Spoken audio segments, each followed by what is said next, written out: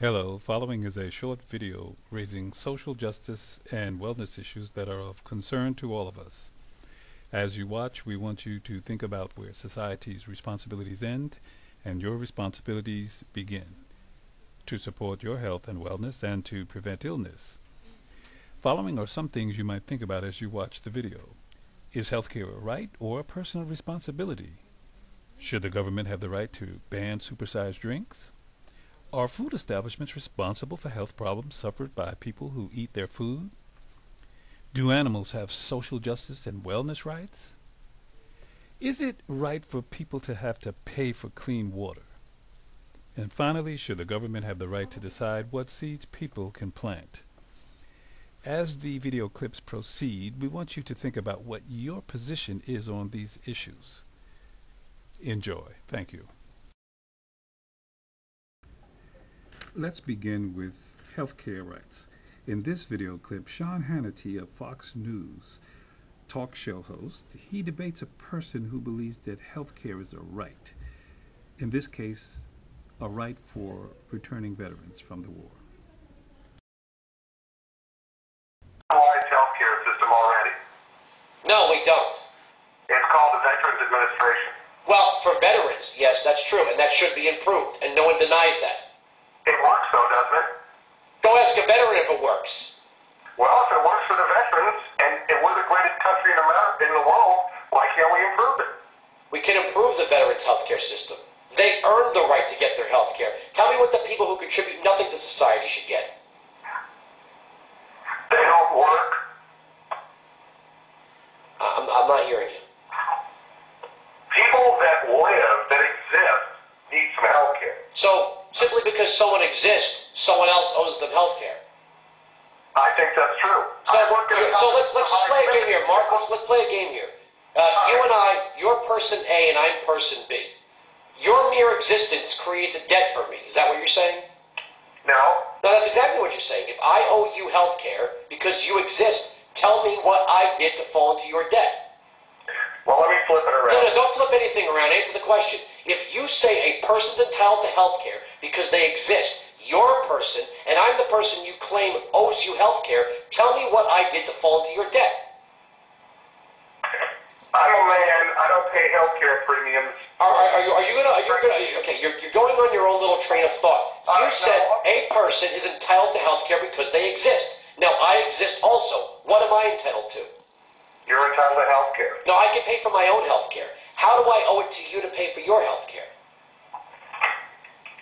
Because sick people around the world. Don't tell me about sick. I'm getting philosophical with you. You seem like a pretty smart guy. Follow along with me. If you're a person and I'm a person, and you say that I owe you health care, that means I'm in debt to you. What did I do to incur that debt? You're not smart enough to answer. Thank you very much for the call. You're a waste of my time. At that point, if your mere existence creates debt for me, that you're entitled to health care because you exist, well, that means if you're hungry, I owe you food.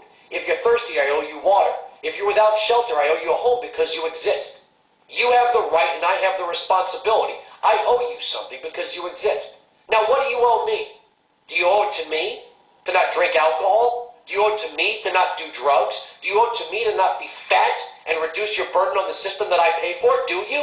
Huh? Oh, you owe me nothing because you have rights. I have responsibilities. And what the thanks I get? Give me more. I'm entitled. I need food. I need shelter. I need a car because I live in Massachusetts and I don't feel like getting up to take the bus.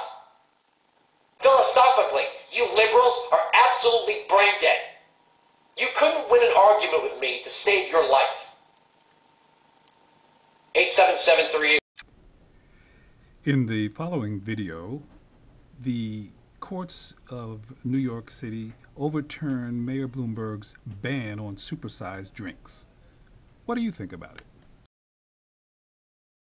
Now to the surprise decision that stopped the supersized drink ban the entire country was watching. The ban against sugary drinks larger than 16 ounces was set to go into action today in New York City. At the last minute, a judge struck down the controversial new rule. ABC's Gio Benitez is here with the latest. A lot of eyes on this, Gio. Oh, yeah, it's controversial. Good morning, Robin. Just so you see how far-reaching this law would have been, this is a standard 20-ounce bottle of soda. Had the law gone into effect today, you wouldn't be able to buy this at most food establishments in New York City. This morning, New Yorkers won't have to make that cataclysmic change of ordering only small sugary drinks. Just hours ago, they were bracing for the big drink apocalypse. This is one of the last ones. Because it's the last day. Then a stunning reversal late Monday. A state judge striking down that ban on sugary drinks larger than 16 ounces. The judge siding with outraged soda companies and businesses, saying the prohibition has the potential to be more troubling than sugar-sweetened beverages. The judge also said the ban was too arbitrary because large drinks could still be sold at supermarkets and convenience stores, but not at restaurants, movie theaters, corner delis, or sports arenas. Some businesses had already spent big money on changes, dumping supersized cups for smaller ones. And Dunkin' Donuts had launched a whole campaign with these flyers. And the syrup for your coffee? Dunkin' Donuts would have given you the syrup separately, and you would have had to pour it in yourself. Mayor Bloomberg, whose health crusade had some calling New York the nanny state, turned to late-night TV to fire back at the judge's decision. Will appeal. In the meantime, this year, 70,000 Americans will die from obesity, 5,000 here in New York. How much sugar is in a glass of soda? Well, in 16 ounces, you'll find the equivalent of 27 cubes of sugar. But some New Yorkers say having the freedom to choose their own drinks is, well, sweet. It's good. It's good. Let people make their own decisions. And as you saw, Mayor Bloomberg promises to appeal the judge's decision. Meanwhile, the Beverage Association says it's time to put this law behind us. Robin, George. The fight is still on. All right there, Gio. Thank you. The following video is about a man who said McDonald's made me fat. He wants to sue McDonald's for the weight he gained when eating there every day. Let's see what he has to say.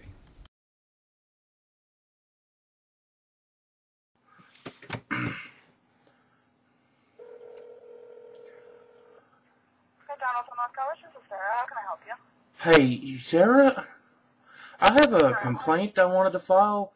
Should I speak with you, or Sorry, what? a complaint I need to file? Okay. Hey, I've been eating at your all's restaurant, this particular restaurant now, about every day for about 2 years. Okay. I got fatter than hell. You what? Got fat? I mean, fat as hell. I mean, I don't know what happened. And I'll tell you, I looked in the mirror today and I just realized I'm going to have to buy all brand new clothes. All brand new clothes. Okay. I mean, I eat there 3 times a day, damn it. Okay. Well, why don't you all tell people? It's the food that does it. Shut up, Jeffrey. Who the hell is Jeffrey? I don't know no damn Jeffrey. You listen to me. Jeffrey, sounds like Jeffrey. Oh, I don't know who the hell Jeffrey is. I'll tell you what, though. Jeffrey must be a fat... I'm fatter than hell. Man, I got diabetes, man. You think that's hilarious? You think that's funny? I ain't gonna take my toes. I don't know, man. I can talk to a manager. Listen, well, are you the manager? Who the hell am I talking to? Why would they pass me off somebody else? You ain't the manager. Listen to me, man. I only got 10 toes. You know how many they're going to take? 5. I know.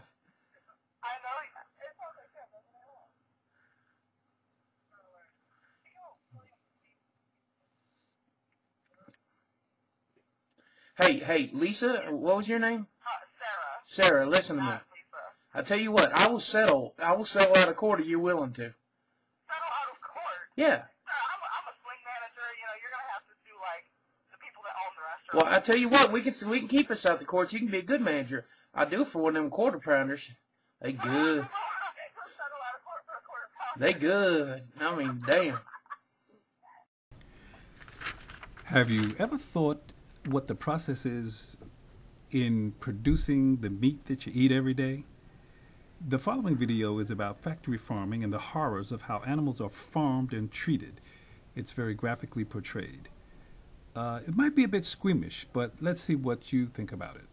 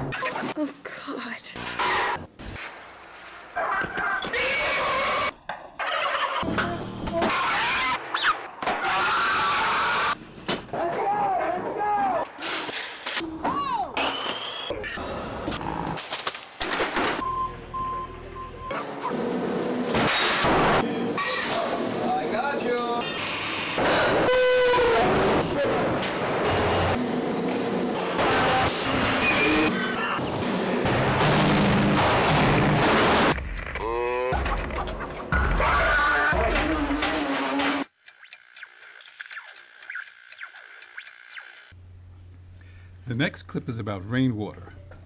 I think we can all agree that water is basic to life as we know it. The question is, under any circumstances, would it be appropriate for someone to charge you for rainwater? Well, in South America, citizens of Bolivia protested having to pay for rainwater due to the influence of a multinational corporation. Let's see what you think about it.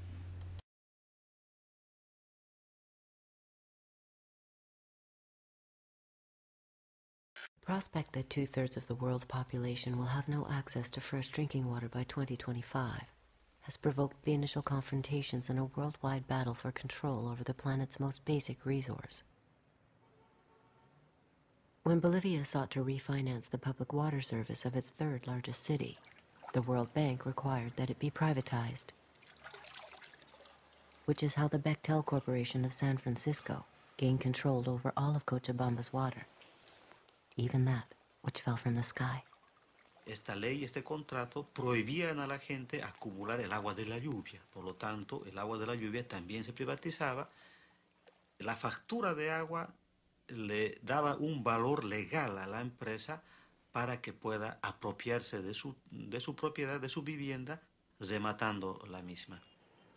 La gente debía optar por una decisión de comer menos, pagar del agua, pagar por los servicios básicos, dejar de mandar a los niños a la escuela, no asistir a los hospitales y curarse en la propia casa, o en todo caso, gente jubilada, por ejemplo, que tiene una renta muy, muy baja, debería buscar trabajo en las calles.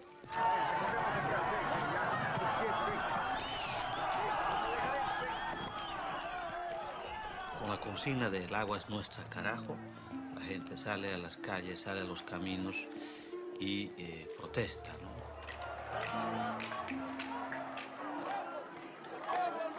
The price this beleaguered country paid for World Bank loans was the privatization of the state oil industry and its airline, railroad, electric, and phone companies. But the government failed to convince Bolivians that water is a commodity like any other. Entonces, ahí sí vimos que el gobierno defendía los intereses de la transnacional Bechtel, porque la gente quería agua, no gases. La gente quería justicia y no balas. Estas son las imágenes que reflejan definitivamente la situación que vivió Cochabamba durante la jornada de este viernes. Prácticamente estuvo sitiada. Policías del departamento... Bolivia was determined to defend the corporation's right to charge families living on $2 a day, as much as 1/4 of their income for water. The greater the popular resistance to the water privatization scheme, the more violent became the standoff. Y por eso hubieron centenares de heridos jóvenes que a sus 16, 17 años perdieron brazos, perdieron piernas, quedaron paralíticos, quedaron lesionados de la cabeza de por vida y murió Víctor Hugo Daza.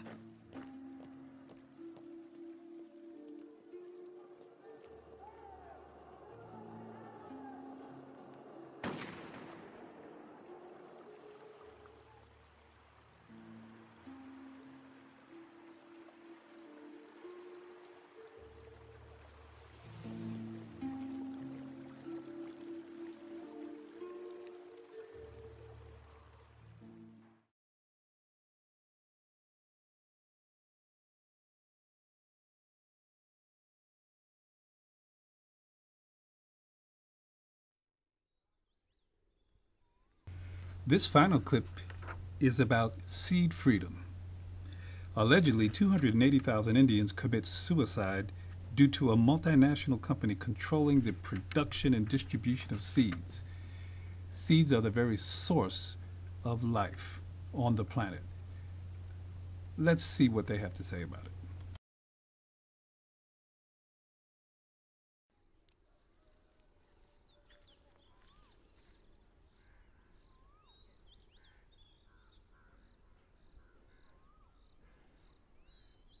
The power of the seed is so underestimated. Just because it's small, we imagine it can't make a difference. But within each of these tiny little seeds that I hold in my hand from this chenopodium plant, millions of seeds will grow. Each generation a multiplication of million. There should be no scarcity. This holds life. Millennia of evolution of the past, millennia of evolution in the future. This holds freedom. To the extent farmers have their seeds in their hands, there will never be poverty, there will never be hunger.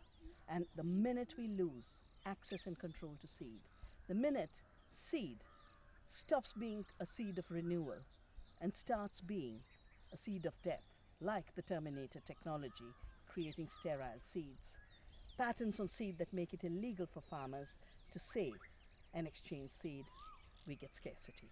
That is why 250,000 Indian farmers have committed suicide. We've got to save the seeds of life. We've got to save the seeds of freedom. Join us in the campaign for seed freedom.